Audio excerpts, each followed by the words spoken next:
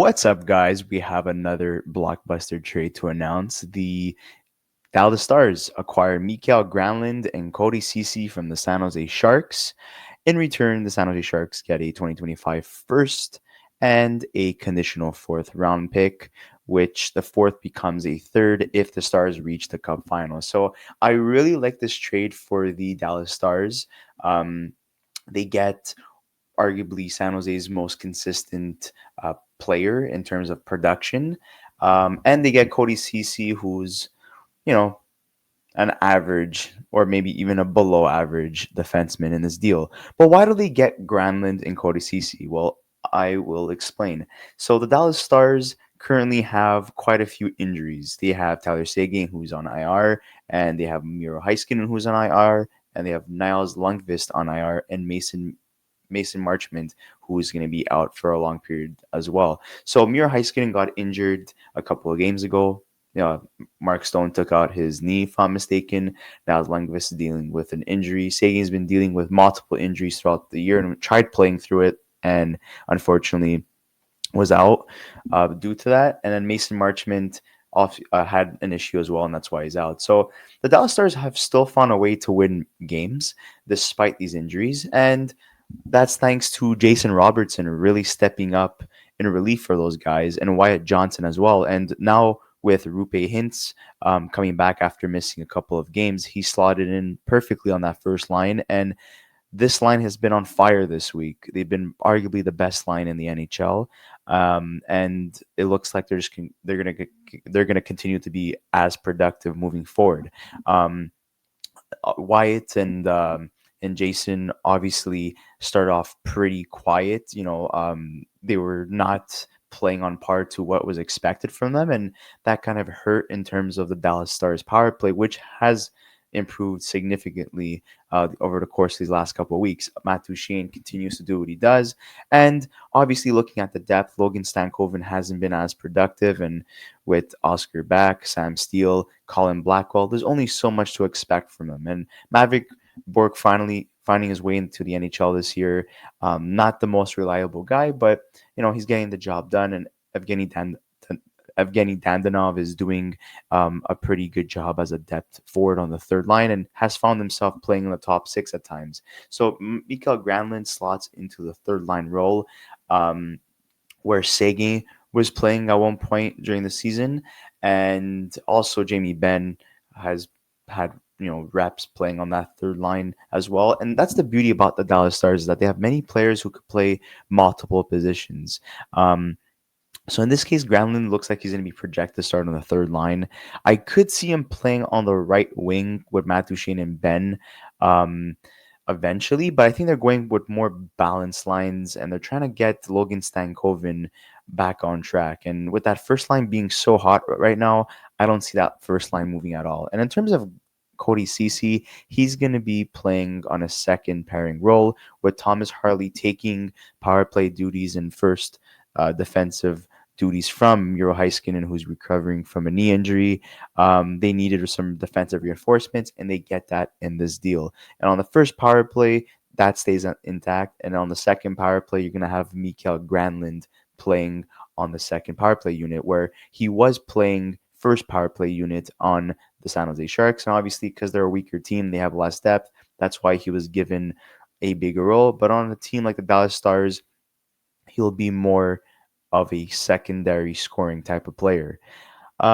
Just looking at what has happened in terms of the injuries. So it's a hip surgery for Seguin, so he's out 3 to 4 months. Heiskanen is a knee, so he's week to week. Mason Marchment face, so 4+ weeks. Now Lundqvist, his shoulder, his season is over. So that's why they made these type of moves. So they gave up obviously a first round pick and a fourth, but they got some quality in terms of what they got in return. Mikael Granlund was having a fantastic season with the San Jose Sharks. 45 points in 52 games, almost a point per game player. Last year, it was almost a point per game player as well. 60 points, 69 games. He got injured, so he wasn't able to play a full season with the San Jose Sharks. But originally, he was a cap dump for the San Jose Sharks. So the fact that the Pittsburgh Penguins gave up on him so early, um, he turned it around with the San Jose Sharks, and they took advantage of that. In terms of Cody Ceci, he was also a captain from the Edmonton Oilers, and the San Jose Sharks took on his contract, and he's been pretty decent as well. 15 points in um, 54 games, which is pretty impressive.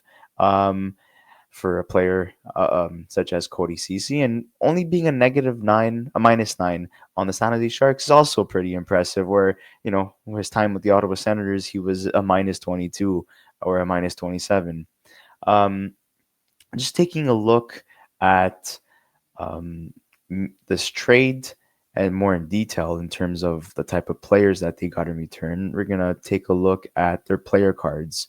So, in terms of their player cards, Cody Ceci is a veteran depth defenseman, was not particularly effective in Edmonton, and had a miserable time in San Jose as a top four defender. Obviously, that's more defensively. Offensively, he had 15 points, so not the worst for Cody Ceci. And then Mikael Granlund, I know his player card says that um, otherwise compared to what I was saying. It contradicts what I'm saying.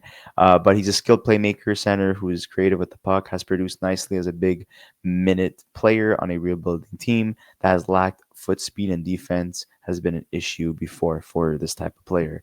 I think Mike Greer is doing a fantastic job as the San Jose Sharks GM. I know at first his moves were kind of controversial and a lot of people critiqued him, but you know, over the course of these last couple of years, we are looking at him and saying, "Wow, he's a fantastic GM." And I honestly believe that San Jose's rebuild is probably fast tracked at this point, and they've surpassed teams like the Buffalo Sabres, the Chicago Blackhawks, the Anaheim Ducks. I think they have a very, very bright future in terms of their goaltending with Askarov, in terms of their forward core with Smith, Celebrini, and then in terms of their defense, would probably be the only aspect to really improve at this point in time.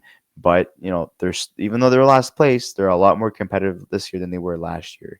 And like I stated before, it's incredible how Mike Greer was able to flip two cap dumps in Groundland and CC into a first round pick. So very underrated and overlooked general manager in terms of Mike Greer. But we'd like to hear your thoughts in the comment section below on this trade. Who wins? In my opinion, both teams get what they need. But in terms of a rebuilding team, this is a fantastic fetch for the San Jose Sharks and for the Dallas Stars, who are dealing with multiple injuries to significant players such as Heiskin, Sege, and Marchment. This trade needed to happen for them to not slip in the standings and rely too much on their top six. So, guys, do not forget to like this video, subscribe to our channel if you haven't already, and we'll see you in the next episode of the Young Guns podcast. Thank you so much, guys, for listening and watching.